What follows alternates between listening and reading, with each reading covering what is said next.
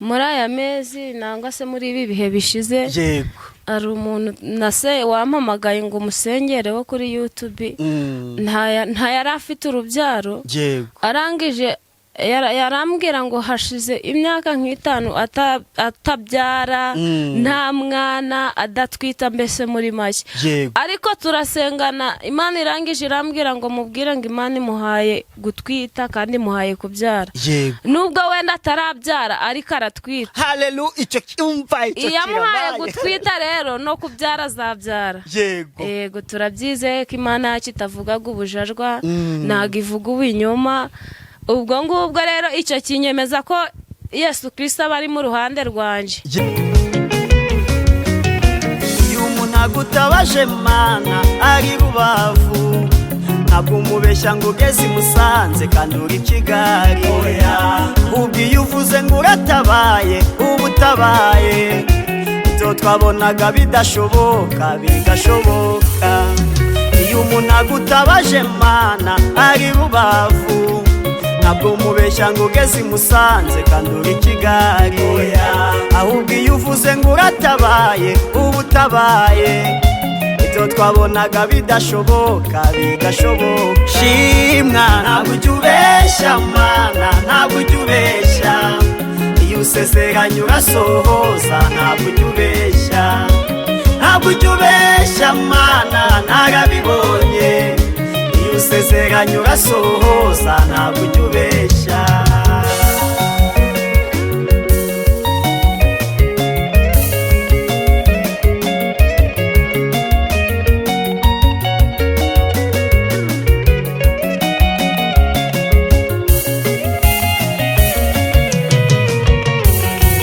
ntabwo usezeranye umuntu kumutuzi Kigali nyuma ngo bikuyobera umujyane Nyamagabe kandi ntiwamusezera reka tubasuhuze abakunzi ba Concorde TV show aho mbere hose mu Rwanda mu ntara enye ndetse no mu mujyi wa Kigali ari umuhanga mwumva ikinyarwanda ndabasuhuje Imana amahoro nibane namwe kandi bahe umugisha nk'ibisanzwe ndiyatuma Imana Concorde reka mfata umwanya nshimire we wakanze subscribe ukadushyigikira nawe ugiye kubona iki kiganiro bwa mbere ukayikanda nukuri ngusabiye umugisha naye nabasezeranije ko nazajya mbicisha irungu niyo mpamvu mba nafashe urugendo nkajya kwisira umukozi w'Imana yego ni umwana w'Imana ni umuhanuzi umwana w'umukobwa Imana igukoresha muri iyi minsi nta wundi ni turi nayo Françoise tumuhaye ikaze.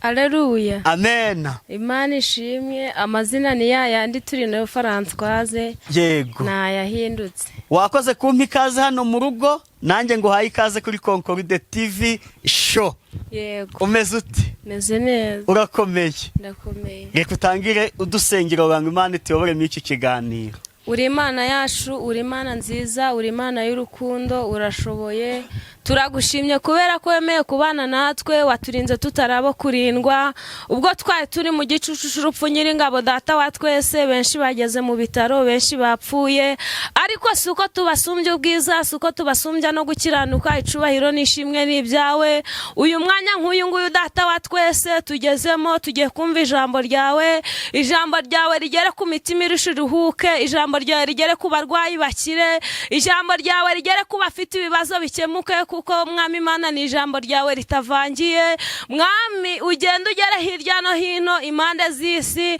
buri mwe wese ugiye kuryumva rigira iryo rihindura kandi mwami rigira iryo rikemura kuko byose ari wowe ubishoboye turagusabye rero ngo twambike imbaraga reka wivugire kubera ko byose ari wowe ubitegeka karibu nikaze ngo inubane natwe ni mu izina ryawe Yesu amen amen yego uyu munsi turi kwa kangahe uyu munsi turi kuwa gatandatu twaherukanaga kuwa kangahe kundi wa gatandatu yego icyumweru kirashize shimye Imana yuko yaturinze tukaba turi bazima ni ukuri ni iby'igiciro wasari igikuba wagize nta gikuba nagize Imana irashaturinze yego ejo ni Pasika Pasika twibutse iki Pasika itwibutsa izuka rya Yesu Kristo yego yego naho Noheri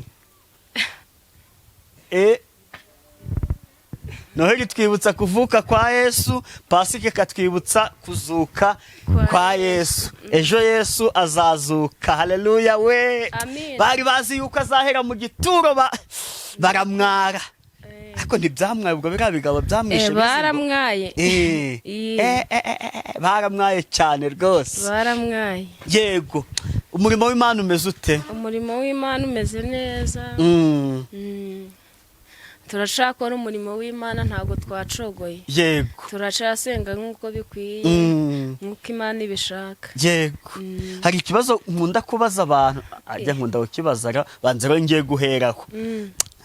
Nyine sinzi ukuntu bajya bavuga, nyine y'umuntu ari mu bintu akavuga ati iki kintu kiri kunyemeza yuko mbirimo, sibyo?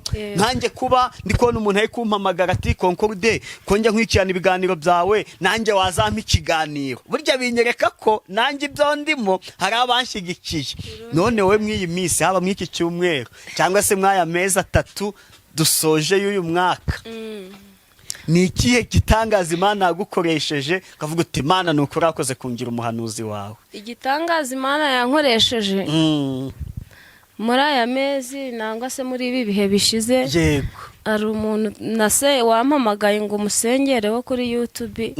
Nta yari afite urubyaro, yego, arangije yarambwira ngo hashize imyaka nk'itanu atabyara, nta mwana, adatwita, mbese muri make. Ariko turasengana, Imana irangije irambwira ngo mubwire ngo Imana imuhaye gutwita kandi imuhaye kubyara. Nubwo wenda atarabyara ariko aratwita. Haleluya. Icyo cyumva icyo yamuhaye gutwita rero no kubyara azabyara. Yego, turabyizeye ko Imana yacu itavugaga ubujajwa, ntago ivuga ubinyoma. Ubwo ngubwo rero icyo kinyemeza ko Yesu Kristo aba ari mu ruhande rwanje. Yego. Uwo mubwiye umunsi arasamiraho? Oya, namubwiye umunsi arasamiraho, ariko njye y'Imana yarambwiye ngo mubwiye ngo Imana imuhaye gutwita, Imana imuhaye kubyara. Yagiye kumpamagara hashize nk'amezi 2 nangwa 3, arangije arambwira ngo Imana icyo yamubwiye yaragisohoje, nubwo atarabyara ariko izagikora. Yego. Apfa kuba yarasamye. Ariko wumve ngo yamuhaye gutwita, no kubikora izabikora, kubyara nabwo azabyara. Cyane rwose. Yego. Nta wundi wibuka? Oya, kambe mvuze ibi ngibi. Yego. Nduga ngo uyu munsi rero twe no kuvuga amagambo menshi yacu, ahubwo twe tuvuga Imana. Yego, reka nguhe umwanya kugira ngo utubwire ijambo ryayo. Yego. Ngiye kuvuga ijambo ry'Imana, ijambo riri muri Yohana. Yego. Yohana 5 umurongo waho wa mbere ukageza ku wa 8, ntandi butinde. Nushaka utinde, gutinda turi kuvuga Imana, urumva? N'abatinda bari n'abari kunywa bari mu kabari. Yegora. Yohana ibice 5. Yego, umurongo wa mbere kugeza ku wa 8. Yego. Yesu akiza umuntu umaze imyaka 38 amugaye. Yego. Hanyuma y'ibyo haba iminsi mikuru y'Abayuda, nuko Yesu agiye Yerusalemu. Kandi Yerusalemu bugufi bw'irembo ry'intama hari ikidendezi mu Ruheburayo kitwa Betesida, cyariho amabaraza 5. Muri ayo mabaraza hari abarwayi benshi, barimo impumyi n'ibirema n'abanyunyutse, bari bategereje ko amazi yihinduriza, kuko rimwe na rimwe marayika yamanukaga akajya muri icyo kidendezi agahinduriza amazi. Nuko umuntu wabanzaga kujyamo amazi yihindurije niwe wakiraga indwara ye iyo ari yo yose. Hariho umuntu wari ufite indwara ayimaranye imyaka 38. Yesu amubonye aryamye, amenya yuko amaze igihe kirekire arwaye, aramubaza ati mbese urashaka gukira? Umurwayi aramusubiza ati databuja, simfite umuntu njugunya mu kidendezi, iyo amazi yihindurije nkiza unda ntanga kumanukamo. Yesu aramubwira ati byuka wikorera uburiri bwawe ugende. Muri ako kanya uwo muntu arakira, yikorera uburiri bwe aragenda. Ubwo hari ku munsi w'isabato, nuko Abayuda babwira ukijijwe bati dore uyu munsi ni isabato kandi amategeko ntiyemera ko wikorera uburiri bwawe. Nawe arabasubiza ati uwankijije niwe wambwiye ati ikorera uburiri bwawe ugende. Baramubaza bati uwo muntu ninde wakubwiye ngo wikorere ugende? ariko uwakijijwe ntiyamenya uwo ari we kuko Yesu yari yigendeye kandi hari abantu benshi. Hanyuma y'ibyo Yesu amubona mu rusengero aramubwira ati dore ubaye muzima, ntukongere gukora icyaha utazabona ishyano riruta irya mbere. Uwo muntu aragenda abwira abayuda yuko ari Yesu wamukijije. Nicyo cyatumaga abayuda bashaka kurenganya Yesu kuko yakoraga bene nk'ibyo ku isabato, ariko arabasubiza ati data arakora kugeza n'ubu nanjye ndakora. Nicyo cyatumye abayuda barushaho gushaka kwica, kuko uretse kuzirura isabato gusa ahubwo ahora yita n'Imana ko ari se bwite akigereranya nayo. Amen. Amina, haleluya. Amen. Ijambo ry'Imana muri Yohana 5 haratubwiye ngo umurongo wa mbere hariho umuntu wari umaze imyaka 38 ku kidendezi. Noneho uwo muntu ngo hariho abantu benshi barazaga bafite uburwayi, hariho impumyi, hariho ibirema. None abo bantu rata barazaga bamusanze aho ngaho, bo amazi uko yihindurije bo bakamutanga kujya muri cya kidendezi. We nta kuntu yashoboraga kwisegura ngo agiye muri cya kidendezi, ariko umunsi umwe haza umugabo witwa Yesu Kristo, arangije araza aramubwira ngo mbese areba ko amaze igihe kinini ku kidendezi imyaka 38. Arangije aramubwira ngo mbese ufite kwizera? Arangije aramubwira ngo kwizera kwawe kuragukijije, ngikorera uburiri bwawe wigendere. Nyamara akimubwira ngo ikorera uburiri bwawe wigendere, yararangije yikorera uburiri bwaragenda. Arangije benshi baramubaza ngo mbese ngo uyu muntu uko yari amaze igihe kinini arwaye nta kwiseganya, benshi baramusangaga ku kidendezi, byagenze bite? Benshi baramubaza. Arangije aravuga ngo ni umugabo witwa Yesu wankijije. Hari igihe kinini umaze ku kidendezi cy'ubukene, ariko Yesu muri uyu mwanya aravuze ngo ikorera uburiri bwawe wigendere. Hari igihe kinini umaze igihe ufite uburwayi budakira, ariko Yesu aravuze ngo aka kanya uburwayi bwawe arabukijije. Hari igihe kinini umaze mu ikode, ariko Yesu niwe utanga amazu abisi badatanga. Yesu niwe utanga ubuzima abana b'abantu bataguha.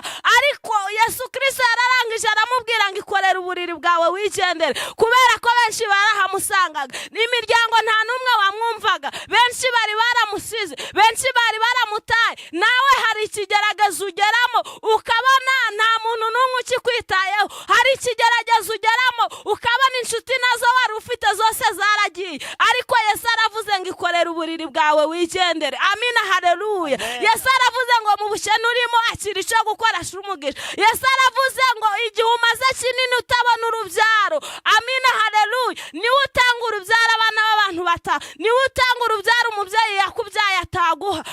Aka kanya aravuze ngo ashyira guheka nk'abandi kuko byose niwe ubishoboye. Uyu murwayi wari umaze imyaka 38 ku kidendezi, imvura yarazaga ikahamusanga, ikigeragezo icyo ari cyo cyose kikahamusanga, gusuzugurwa byari byinshi kuri we. Ariko Yesu ahageze yararangije aramubwira ngo mbese ufite kwizera? Gira kwizera mu mutima wawe, gira kwizera mu kigeragezo urimo, kubera ko Yesu aba ari kumwe nawe. Hari ikintu Yesu yemera ko kikugeraho kugira ngo abone ko ubuhamya uzakomeza abandi. Hari ikintu Yesu yemera ko kikugeraho kugira ngo imirimo ye yerekanirwe hagati muri bo. Ariko uyu mwanya ijambo riratubwiye ngo ikorera uburiri bwawe wigendere. Umenye mu bukene wari urimo, mu bigeragezo wari urimo muri uyu mwanya, umenye ko Yesu aje kubana nawe, Yesu aje kukurwanirira. Kubera ko Yesu wemeye guhumura impumyi, Yesu wemeye gukiza uwo murwayi wari umaze imyaka 38, uriya mugore wari umaze imyaka 12 mu mugongo ava. Ntago wowe ibyawe ari byo bikomeye, ahubwo ibi ngibi uyu murwayi nangwa se uriya mugore wari umaze imyaka 12 ari kuva, ibyo byari bikomeye gusumbya ibyawe. Oya, ibyawe ntago ari byo inaniwe, ahubwo byigana nawe ukore kuri Yesu. Emera kubyigana ukore kuri Yesu. Uriya mugore wari umaze imyaka 12 ari kuva, yarabyiganye, Yesu yaramunyuzeho, arangije arabyigana akora ku ikanzu ya Yesu. Yesu arangije aravuga ngo mbese ninde unkozeho? Arangije aravuga ngo barabigishwa baramubwira ngo databuja, ngo mbese ko turi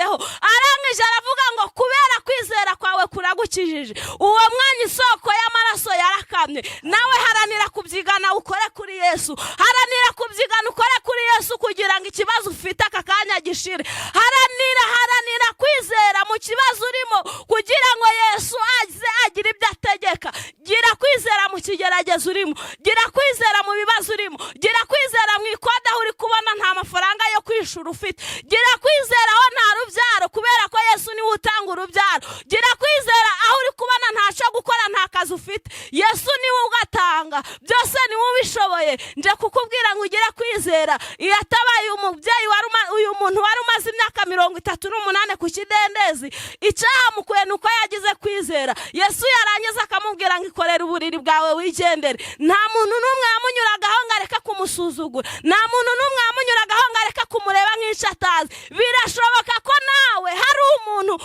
ukunyuraho nanakubwira ngo uraho kubera ubukene ufite. Birashoboka ko nawe hari umuntu uri kukunyuraho akabukandagira kubera ubuzima buburimo. Ariko nje kukubwira ko Yesu aje kuguhindurira ubuzima. Uko yaguriye Yabesi imbago, oya ibyawe ntabwo ari byo byayinanira. Nawe gira kwizera mu mutima wawe. Wizere uvuga uti byanga byemera Yesu ari mu ruhande rwaje, kandi nzi ko azankura aha hantu kuri iki kidendezi. Nzi ko azankura aha hantu muri ubu bukene nimo. Nzi ko azankura muri iri kode nimo. Nzi ko azanyishurira imyenda nimo. Byose Yesu arabishoboye. Ibyawe ntabwo ari byo byakunanira. Rero iyo atabaye uriya mubyeyi wari umaze imyaka 12 ari kuva, ibyawe ntabwo ari byo byakunanira. Haranira kubyigana ukore kuri Yesu. Gukora kuri Yesu ndi kukubwira, senga by'ukuri, usenga amasengesho afatika. Senga by'ukuri, wongere wegere Imana by'ukuri. Ntucike intege ngo kubera kuri mu kigeragezo, ahubwo usenge wegere Imana, uyitakambirire, uyemerere, nayo iraza kukwemerera izibane nawe. Nje kukubwira rero, komera mu kigeragezo urimo kandi ukomeze kubyiganira kuri Yesu. Ayo niyo magambo y'Imana nari mfite. Amen. Amen. Ntekereje uriya muntu shaho amazi yari biranduraga abafite ababo bakabatereramo, ariko we ntawe yari afite babanaga wo kumutereramo. Ariko Yesu ahageze, we nta nubwo yamubwiye ngo jyamo, ubwo yaramubwiye ngo mbese ufite kwizera ikorera uburiri bwawe ugira ute wigendere. Wewe ndi kubireba, wa muntu ufite ibibazo urumva akazi ujya kugasaba ugasanga nta mwene wanyu ufitemo, niba ari mu ruganda bari gutanga ruswa, bari gutanga akantu. Wajya gusaba ikiyede hariya wasanga mu bafundi nta numwe muziranye bakagusubizayo. Ayi wewe wajya hehe ugasanga nta hepfo na ruguru ufite. Ariko reka Yesu aze ari ubyikorera. Kwizera. Haleluya. Haranira kubyigana ukore kuri Yesu. Ibindi byose araza byikorera. Kuko aho icyo numvisemo bakiraga ari uko babajugunyemo. Ariko we ntiyigeze ajyamo. Yesu yahise amubwira ngo gira ute ngo vamo. Ni nk'uko ushobora kuba kuba uri gushaka akazi hano mu Rutamba, hano Nyarwondo, abafite abantu kwishantiye bakagira, none ukabona Yesu araje cyase undi muntu Yesu akoresheje ati wowe ngwino ahubwo mfite etage ndi kubaka hariya Musanze, uzayikoraho kugeza yuzuye. Ko nta etage yakuzurira munsi y'amezi 5 ugasanga bakwimya akazi k'ikiyede ko gukora icyumweru, none Imana ikaguha akamezi 5 uri no mu mugi. Haleluya. Amina. Yego, ni gutyo nari mbigereranyije. Reka dusoze, reka utange nimero wumva yafashijwe azaguhamagare mufatanye gusenga, ubundi dusoreze n'isengesho. Yego. 078 63 2 173. Indi ni 079 32 30 0. Yego, karibu n'isengesho dusoze. uri Imana yacu, uri Imana nziza, uri Imana y'urukundo, urashoboye, uri igiti cy'inganzamarumba. Turagushimye kubera kubanye natwe muri iri jambo Nyiringabo Data wa twese, uvuganye natwe mu ijambo ryawe. Mwami Imana, reka buri mwe wese uritegeye amatwi rigere kuri we, rigira iryo rihindura. Abari bagabanyije kwizera wongere ubashiramo kwizera. Mwami, abari bacitse intege mu bigeragezo bari barimo wongere ubakomeze, kuko byose ubishoboye. Data wa twese ugera impande enye z'isi, buri mwe wese ufite ikibazo gikemure, kandi ijambo ryawe rimugereho, rihumurize imitima zibabaye, kuko byose ubishoboye. Tubigusabye tukwizeye mu izina ryawe Yesu, amen.